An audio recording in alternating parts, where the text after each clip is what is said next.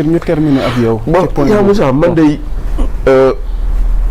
quand Pastef disait dañoo bëgg a abroger loi bi man dama leen ne woon Pastef du mës a abroger loi bi que dañuy jéem a tuur lëndëm nit ñi rek mais dañ ko mës a abroger. position boobu nga ci amoon. moom laa ci amoon te moom laa ci amaat ba tey. xam nga lu tax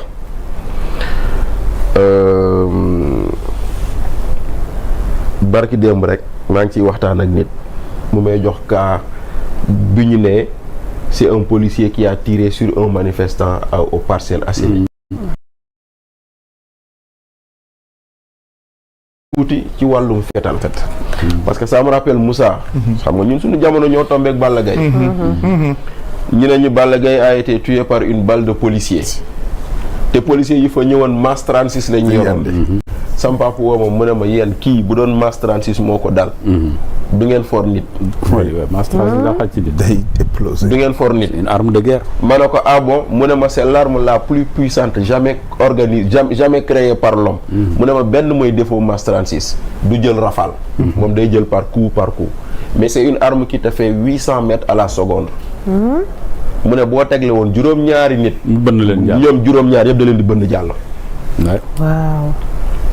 c'est pour dire que des fois tu entends les gens dire des choses nga xool bal nu mu gaawee. sama papa il me disait boo déggee pan xamal ni bal bi egg na. non deewoo. foo dégg pan deewoo. pan de boo ko déggee deewoo. parce que bal bi lay rey doo ko dégg. son bi da ciy topp bal bi mooy jiitu son bi ñëw. donc quand on me dit moi que on a montré un policier bu toog sëgg natt. dóor ñu wane xale bu daanu dama leen ne loolu mënul nekk. parce que nit ki mënut a gaawee noonu ci filmer ba muy tiire muy daanu. c'est pour dire que on nous a dit beaucoup de choses yoo xam ne. non Bachir non techniquement lay wax. oui techniquement lay wax oui. journalistiquement. oui. vidéo. oui. c'est deux plans la ñu wone dañu wone benn policier bu armé nii. waaw wone ku tëdd. voilà. wone wuñ leen ci plan large. exactement yàgg naa ko wax. gis nga plan large boo defee benn plan large. boo xam ne da ngay gis kii loolu mooy plan large. yaa ngi gisan ñaar ñëpp yaa ngi leen di gis. kii di tiire kii di daanu. mais oui.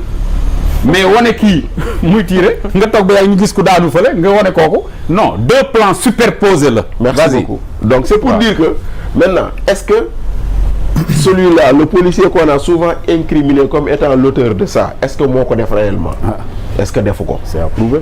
c'est approuvé ñenn ñu ngi naan cet enfant-là ou ce mort-là quand l'autopsie a été faite l'expertise balistique dañ ne bal bi ci kaw la jógee. ku nekkoon ci balcon xam na. ku nekkoon ci balcon donc lépp mën na ci nekk donc tey jii nii nous on a besoin de savoir. Tout à fait. et on le dit on a besoin de savoir les policiers qu'on a accusés l'ont-ils fait ou est-ce que d'autres l'ont fait. Parce que moi je continue à dire que quand Antoine Diome a dit dans ce pays il y a des forces occultes on l'a diabolisé. Parfaitement. On l'a tourné en bourrique en dérision et tout et pourtant jëfur national dafa am. comment ça. ndaxte jëfur national weesuwul ministre toog télé jàkkaarloog sénégalais yi mu ne bu Bambey daan tàkk maa ko daan taal. waay. jëfur national weesuwul booy wi ne man ba ma toogee ñu maas ma ne xaaral naa kalaate mafia bi wax kan moo ñu doon yónnee xaalis ak fu mu doon jaar. alors kon tey jii nii. ak ñi doon wane ni ñuy defaree cocktail molotov. ñu doon wane ni ñu doon defaree cocktail molotov et pourtant bizarrement c'est une chaîne qui a été reconnue par le ministère de la communication. ah waaw. journalisme la. voilà donc et tout ça c'est pour dire quoi c'est pour dire que aujourd'hui ce qui nous avait dit hier on n'en veut pas nous ne sommes pas demandeurs nous allons l'abroger aujourd'hui ils disent nous allons interpréter et pourquoi ils veulent interpréter xam nga man sax j'aurais compris sax ñu ne ñoom ñii Moussa nekkatul assemblée bien sûr mais pouvoir bu ko defoon ci la bokk ñu ne pouvoir bi ko defoon moo proposer loi interprétative yow législateur yaa bind ca loi yow yaa ñëw pour interpréter ça j'aurais compris tout à fait. j'aurais compris ñu ne c'est l'opposition actuelle qui était la majorité d'hier qui veut faire la loi d'interprétation pour clarifier ça j'aurais compris voilà. mais voilà que aujourd'hui yow bokkoo woon si ñu tëgg loi fekkee woon fu ñu ko bindee fekkee woon fu ñu ko nosee fu ñu ko waxtaanee yow yaa bëgg a ñëw fii gént jàmbur maanaam kii ñii seen exposé de motifs leeraloon na lépp. lépp a ngi Tout fii est clair. lépp a ngi nii lépp a ngi nii l'exposé des motifs est très clair. benn ñu terminer foofu. Deuxièmement, l'article 1 de cette loi est très clair. Et il y a un mot très important parce que wax na leen lu am solo nee na légiste. On a dit crime ou. N'est-ce pas duñu lañ ko bindee. Sont amnistiés de plein droit tous les faits susceptibles de revêtir la qualification d'infraction criminelle ou correctionnelle commis entre le 1er février 2021 et le 25 février 2024 tant au Sénégal qu'à l'étranger se rapportant à des manifestations ou ayant des motivations politiques y compris celles faites par tous les moyens et supports de communication. Le ou là c'est le ou c'est l'autre. Tout à fait. C'est aussi clair que C'est ça. On n'a pas dit et si on a dit ou mooy maanaam Zeyna xëy na moom manifestation politique moo ko yëkkati woon baal nañ la. Bachir Fofana acte criminel moo ko yëkkati woon baal nañ la. C'est aussi clair. ngay jël wala nga. kon solution mooy ñu toog waxtaan. balaa ñu koy dugal solution bi xam nga lan la parce que dugal nañ ko ba noppi. oui ma solution bi lenn la. Oui, mais président de la République il a le pouvoir. Président de la République il a le pouvoir. de demander de retirer la loi. tout à fait. Ça fait partie des prérogatives données au président de la République. Okay.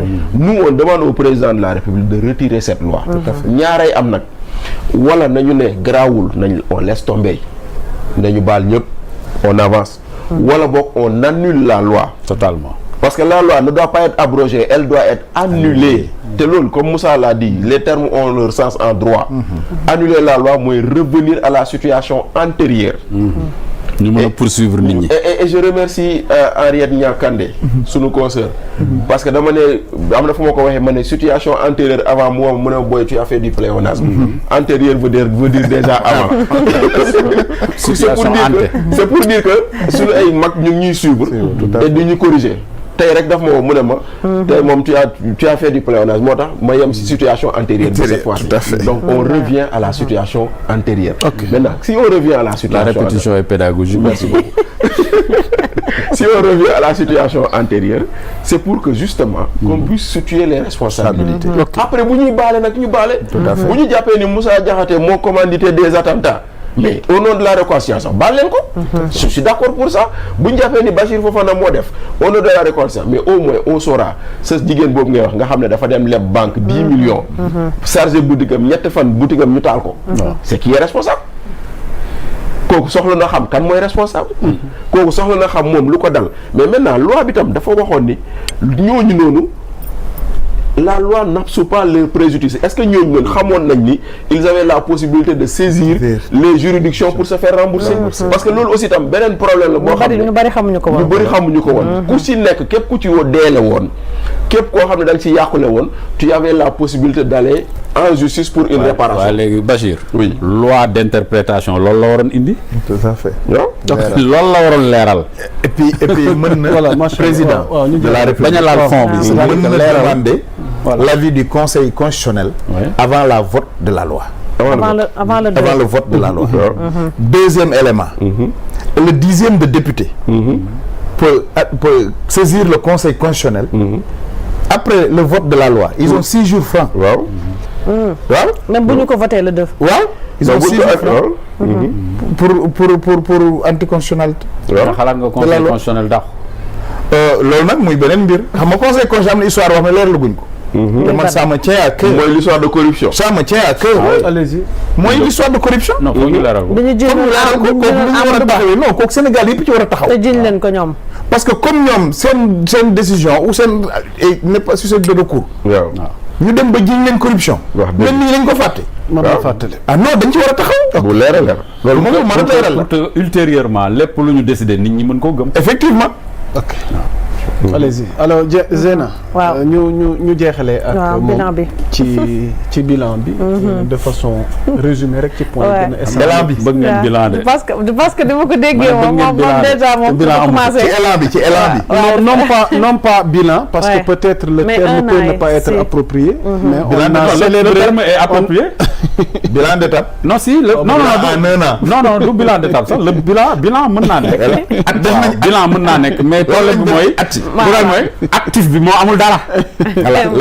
bilan actif la ak passif actif bi moo amul dara. waaw moom déjà am nañ xalaat. am nañ xalaat moom wàññil na ma temps. waaw damay dem ñaari grille. waaw.